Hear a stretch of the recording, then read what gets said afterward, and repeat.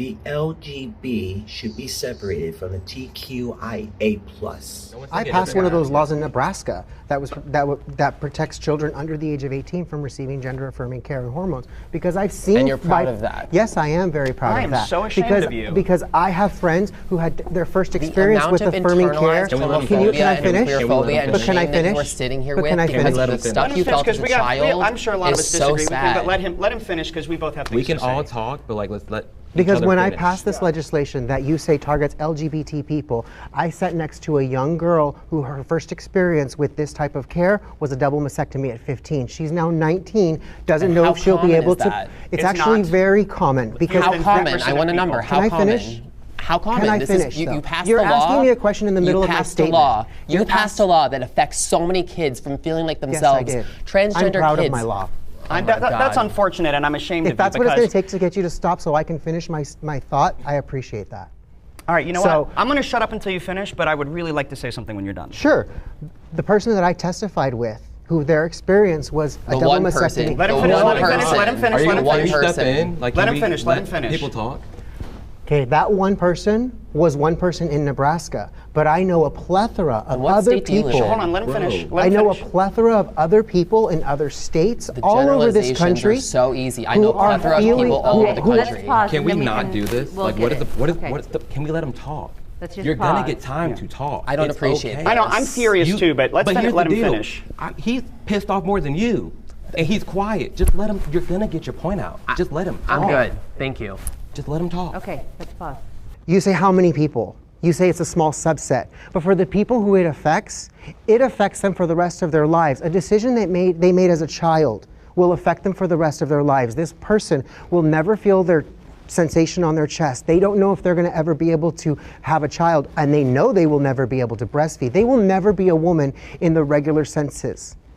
And this is happening more and more because we're conditioning our young people to say, hey, this is okay, you can make these decisions. As a senior in this community, I have to say, wait a second, you guys are kids. Wait till you have your whole lives. Let's talk about this. Honestly, shame on you for not going after the actual facts. I realize your anecdotal experiences move you, and I respect and appreciate that. But let's be perfectly clear.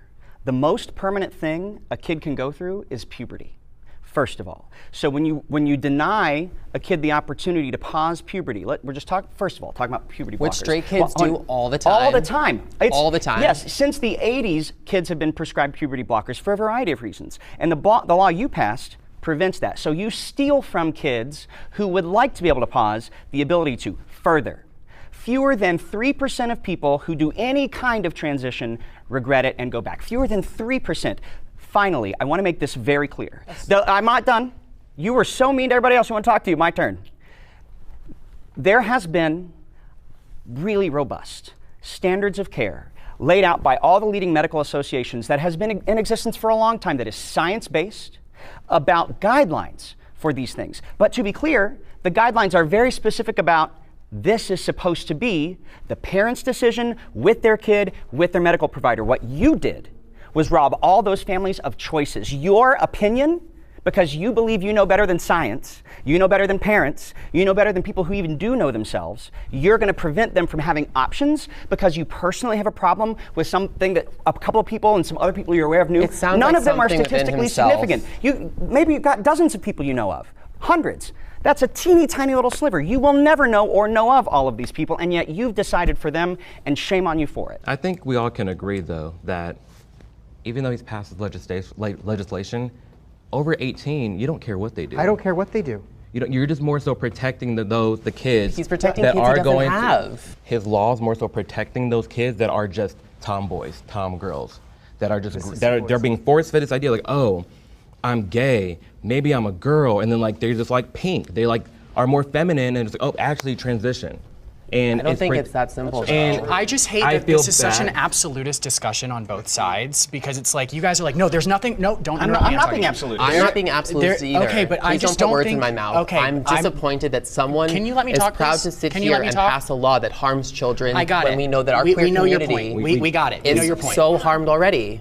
All I'm saying is that your guys are not making space for the people who have gone through this process and regret it. I personally know someone in the same situation that you were in, and I'm not sitting here arguing for either side because I think this is a very nuanced discussion. It used to be a 2-year process. Now it's 6 months. Those things are changing because the capital and the motive behind it is now, which I'm sure that you guys on this side are against capitalistic, healthcare. That's pushing it. And those guidelines, yes. There's a lot of money to be made in gender-affirming care. A lot of money to the doctors who are 1.6 million per child that gets on it. That's throughout their lifetime. That's how much that there farmer are makes. So many other things that kids get that make people more money. I understand that, but you're not leaving any room for nuance in this discussion. Actually, I would argue that you guys aren't leaving room for nuance because you make a decision. I never said a statement. Well, okay, I apologize. And for those of you that I have been mean to, I'm sorry. I love and respect all of you as people. I don't think it's mean. Nuance is valuable, and that's why we leave it up to the parents and the medical professionals and the individuals who are making